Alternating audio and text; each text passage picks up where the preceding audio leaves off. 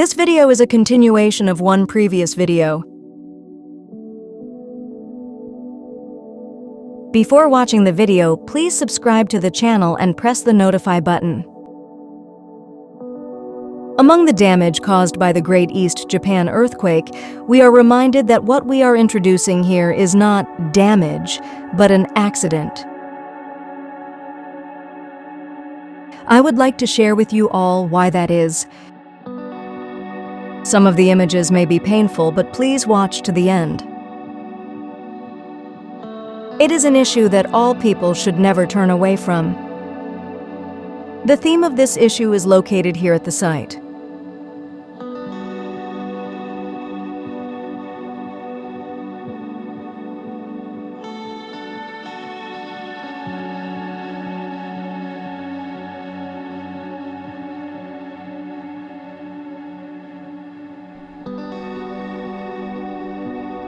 Do you know this elementary school?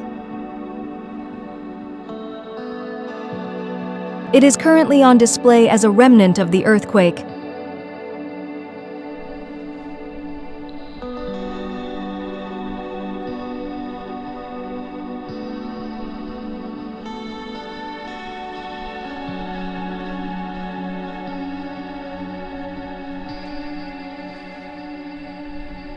It is located on the Kitakami River, the fourth largest first-class river in Japan.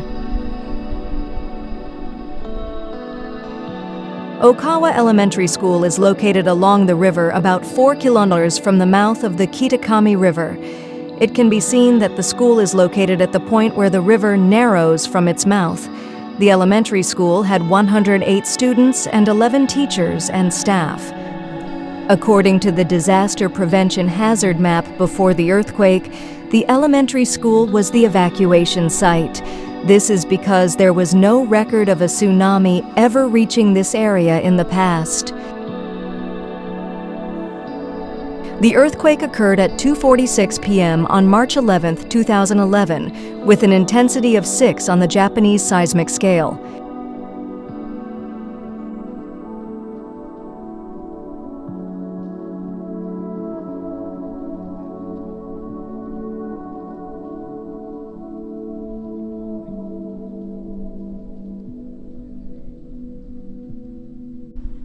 At the time of the earthquake, children and teachers were waiting in the schoolyard. 51 minutes after the earthquake, the Okawa primary school was swallowed by the tsunami. 74 children and 10 teachers and staff were killed by the tsunami. A total of 84 people were killed. Only 5 people were saved. In no other instance have so many children's lives been sacrificed under school management. The tsunami traveled up the river from its mouth and hit the school in 10 waves. From where the river narrowed, the tsunami overflowed over the banks into the town, where it swirled and swept back towards the school building. Before the earthquake, the Kamaya area was a farming village rich in nature. However, the tsunami completely wiped out the farming village and its primary school.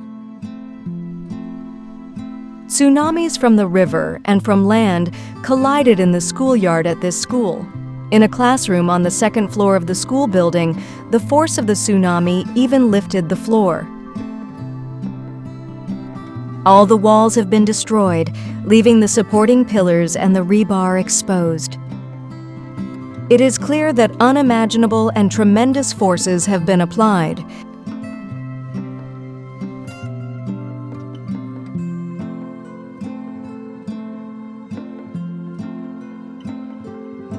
At the time, the school buildings at Okawa Primary School were very uniquely shaped, circular for grades 1 and 2, and fan-shaped for grades 3 to 6. They were the children's favorite and prized school buildings. Teachers who started waiting in the school grounds after the earthquake and kept the children in the school grounds for 50 minutes. The evacuation started 1 minute before the tsunami hit, heading towards the evacuation site. A major tsunami warning was broadcast over the disaster radio, but not in time. We were told over and over again to stay away from the sea and rivers. 1 minute before the tsunami struck, the children were led to an evacuation site by the bridge. School buses were also waiting, but for some reason the teachers did not use the buses. On the way to the back of the school, some children ran away to the hill behind the school, but the teachers got angry and took the children back to the school grounds.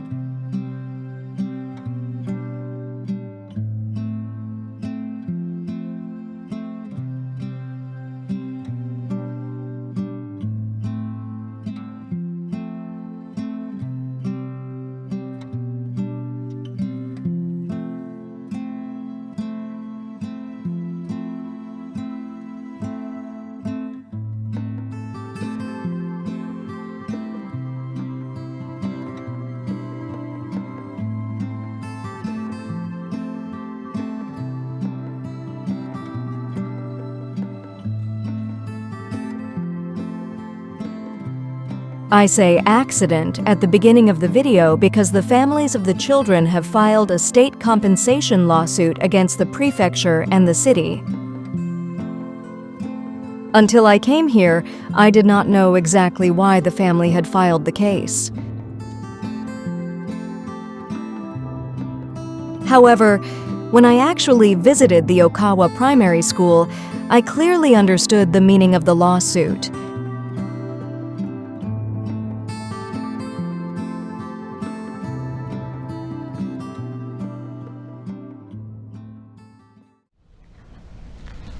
This is an extract from a video uploaded one video before this one.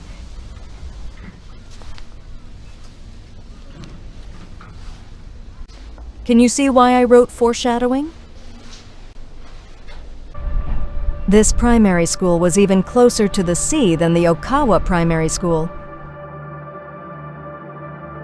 In the previous video, I mentioned that this primary school was a miracle, but on the contrary, the Okawa primary school was a unique example. At this primary school, the teaching staff made the appropriate decision to evacuate all the children on foot to a nearby mountain, and after the evacuation was complete, a 15-meter tsunami swept in and destroyed the surrounding town. The picture depicts how people worked together to evacuate in the middle of winter and with cold snow falling. Even though the tsunami wave height was 15 meters near the sea, none of the children and staff died.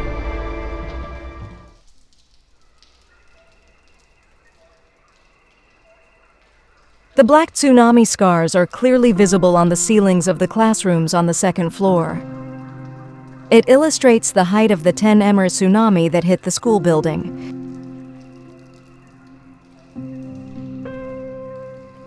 It is heartbreaking to think that the children were terrified here for 50 minutes.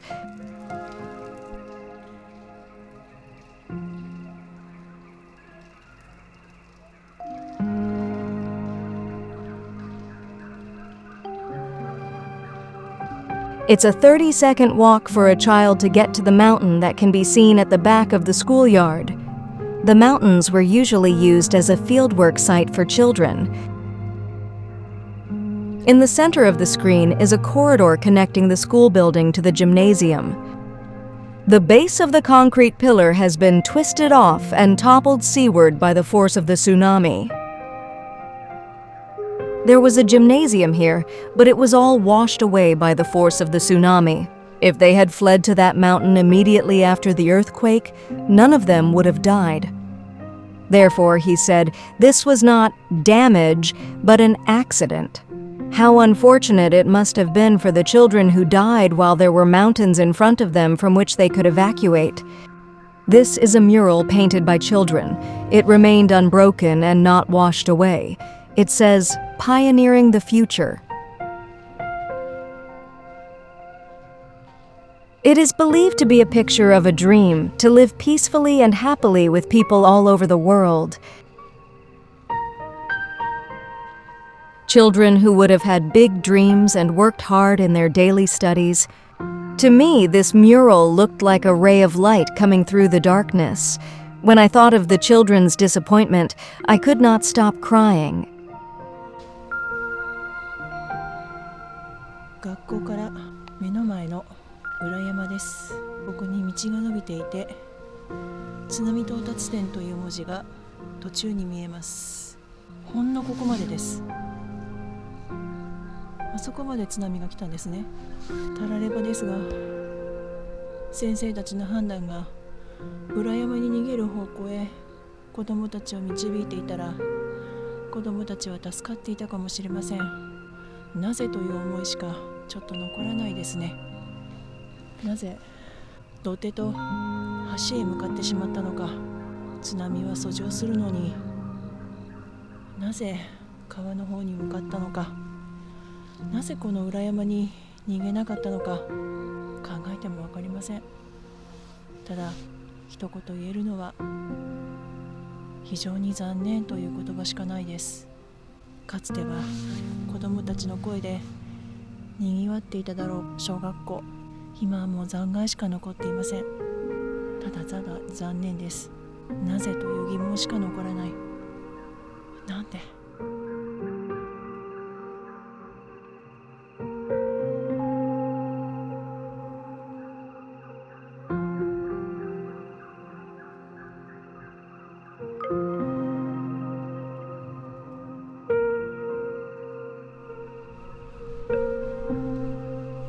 Memorial to the deceased children and teachers and staff. In this area alone, a total of 418 people were killed by the tsunami. When people lose something tangible, they are plagued by a range of emotions. When you are there, you may not be able to take the right action.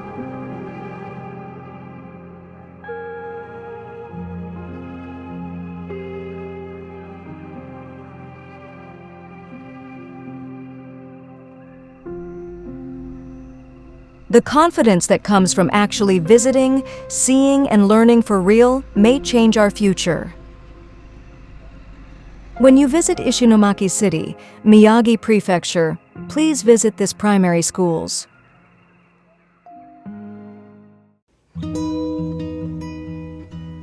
Now let's move on to our next destination.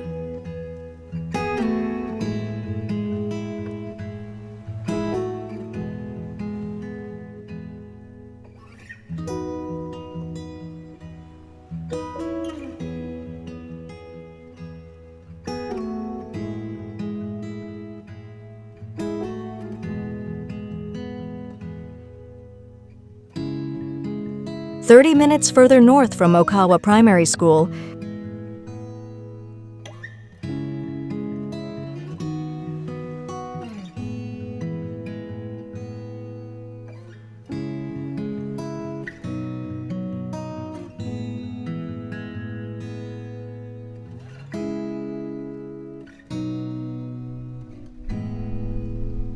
I arrived in Minami Sanriku, a town that also suffered extensive tsunami damage along the coast.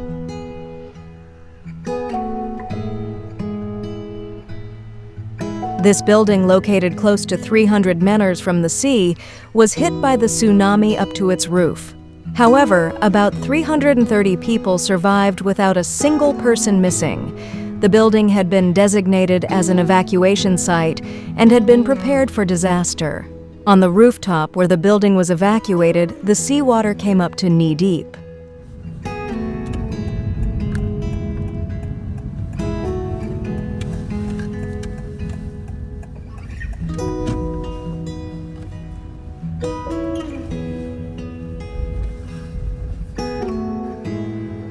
Roadside station built as part of an earthquake reconstruction project.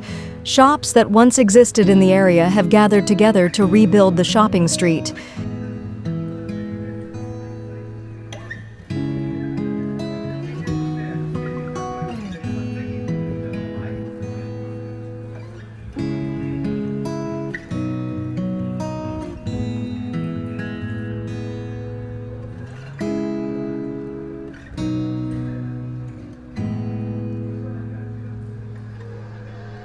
Take a short break at a cafe in one of the shopping streets.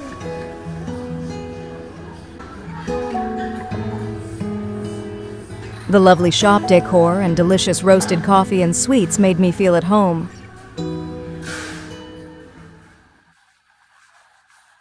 The earthquake remains behind the shopping street should also be viewed.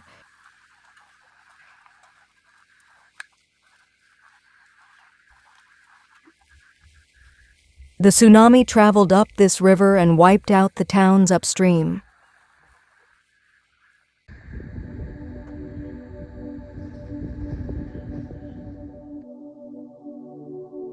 At the time of the disaster, the tragedy that occurred in this disaster management building was repeatedly broadcast on the news.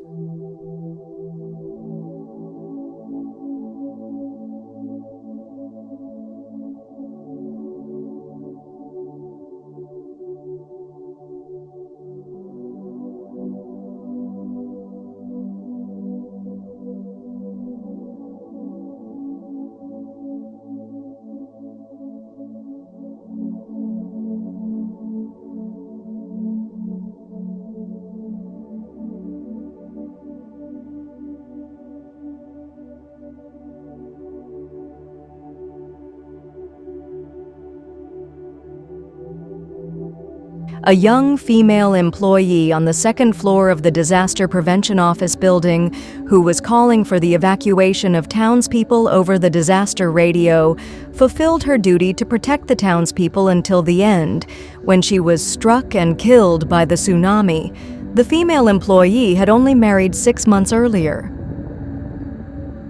At the time of the earthquake, there were approximately 17,700 residents of Minami Sanriku. Half of them were evacuated and saved by a call on the disaster radio. There were 30 employees in this government building at the time, but only 8 survived.